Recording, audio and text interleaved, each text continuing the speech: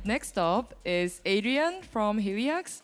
He will be talking about Namada and Osmosis announcement. Give him a warm round of applause.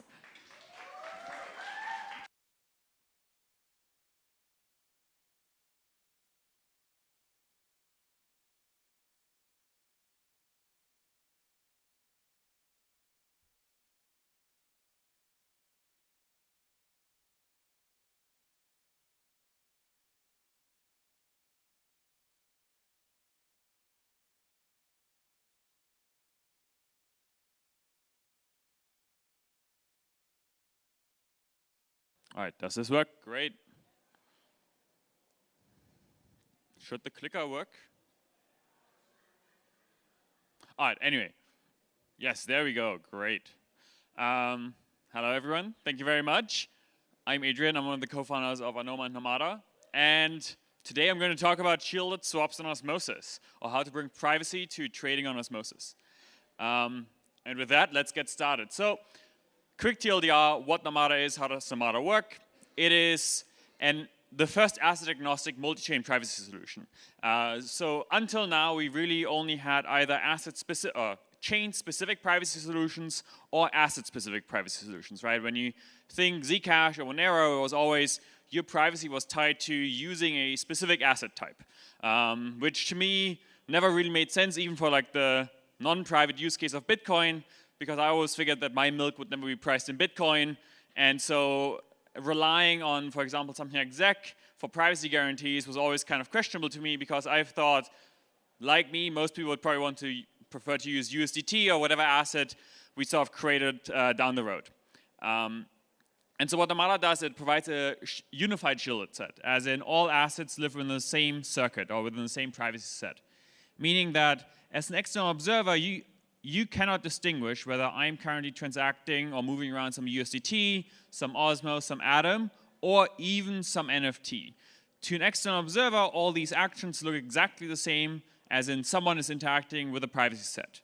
The only thing that external observers can see is what assets are in the set, right? So whether there is 1 million atoms in there or there's 2 million Osmo in there. So you can see totals, but you can't see individual users taking individual actions around moving assets around.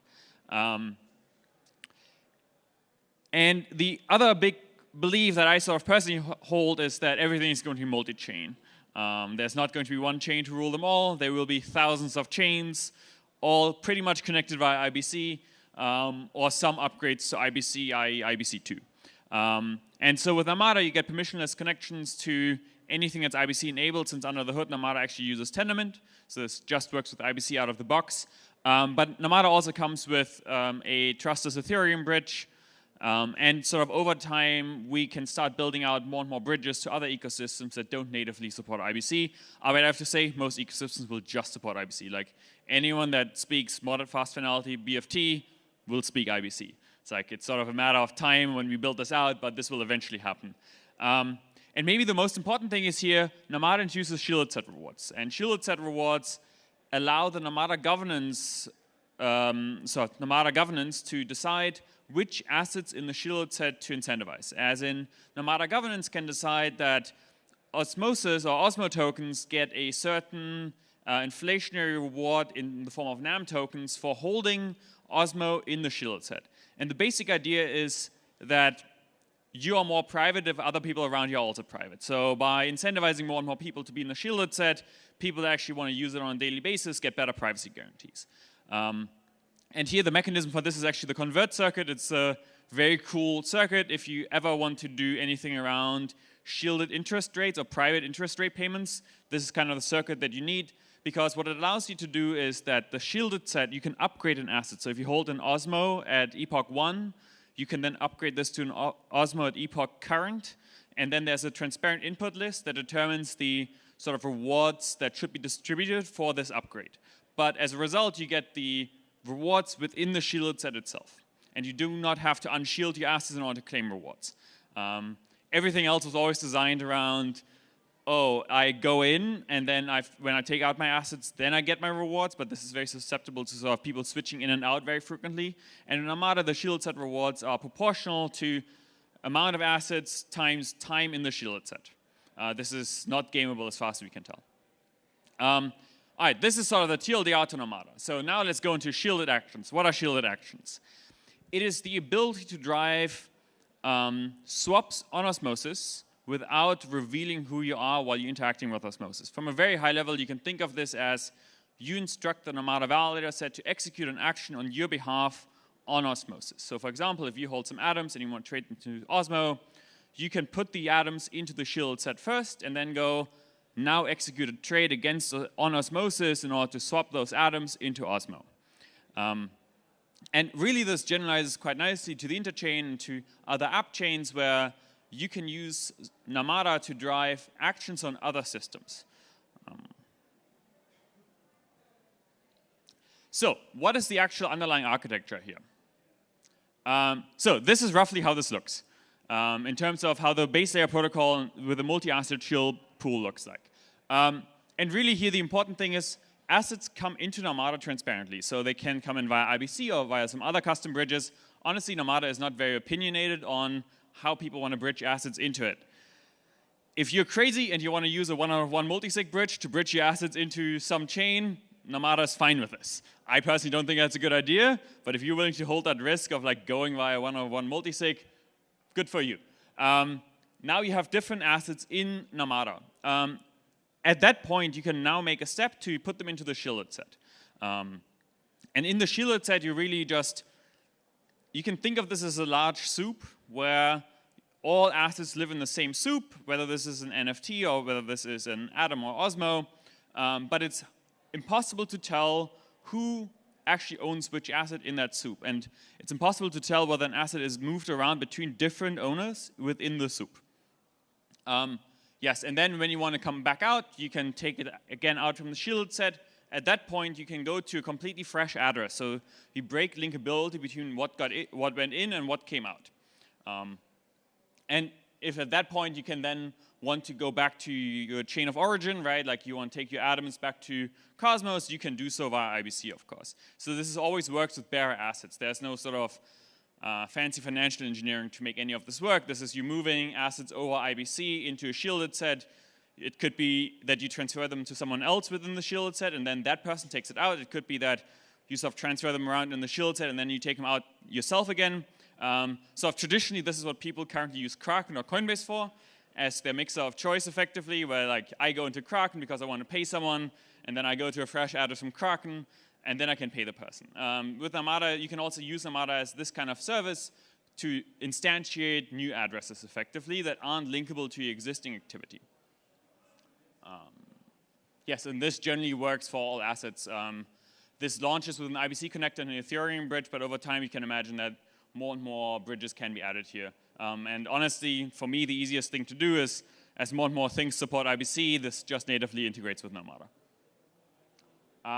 Right, this is sort of the slightly bigger picture here on the architecture around everything. It's built on Common BFT, or formerly known as Tendermint, as a consensus engine, which also provides us with very good IBC support. On top of this, there's a Namada state machine written in Rust to support all the cryptography.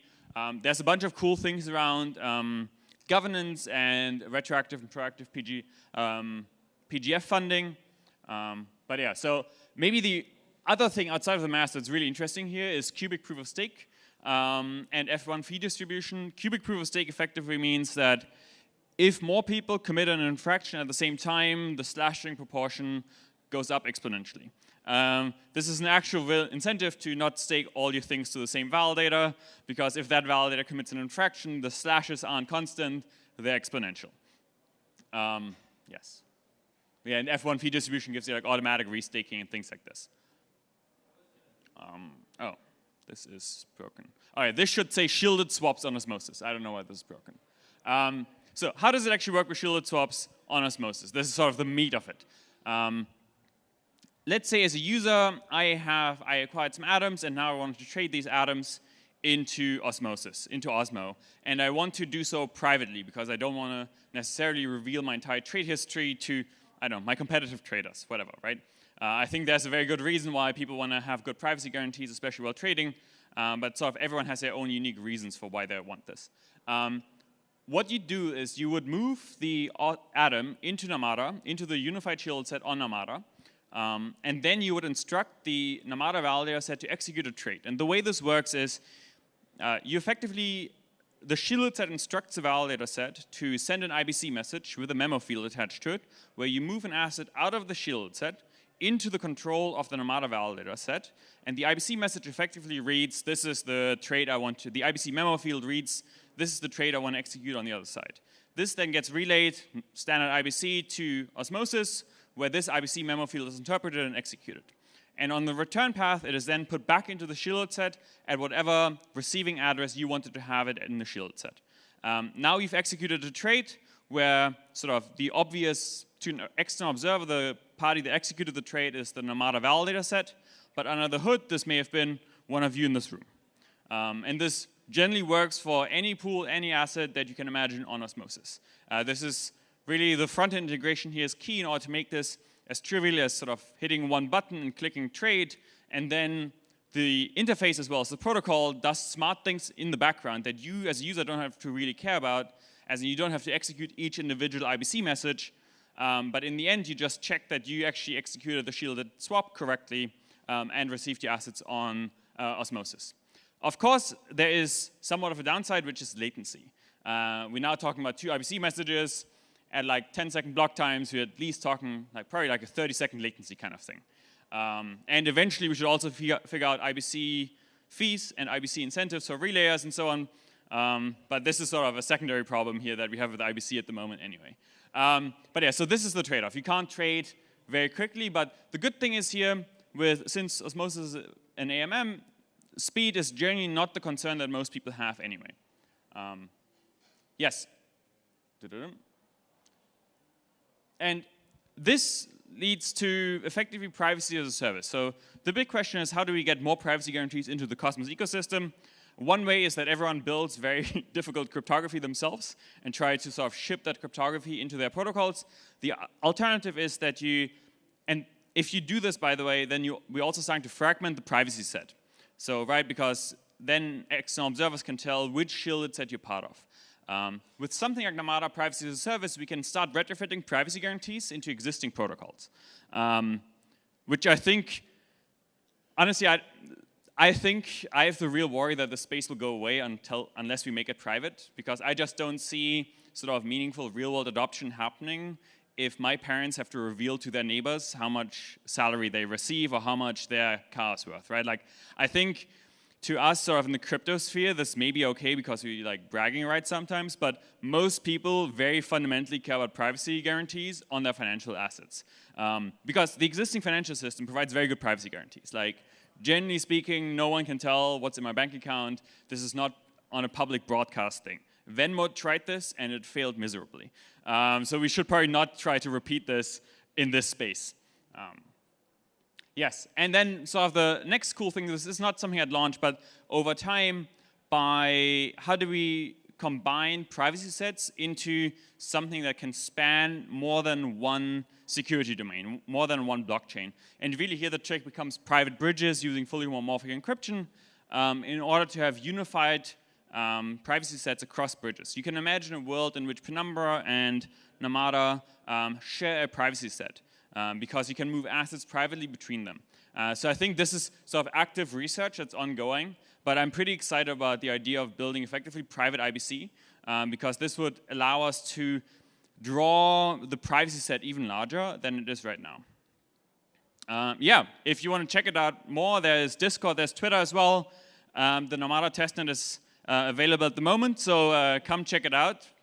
Launching hopefully later this year. Yeah, thank you very much.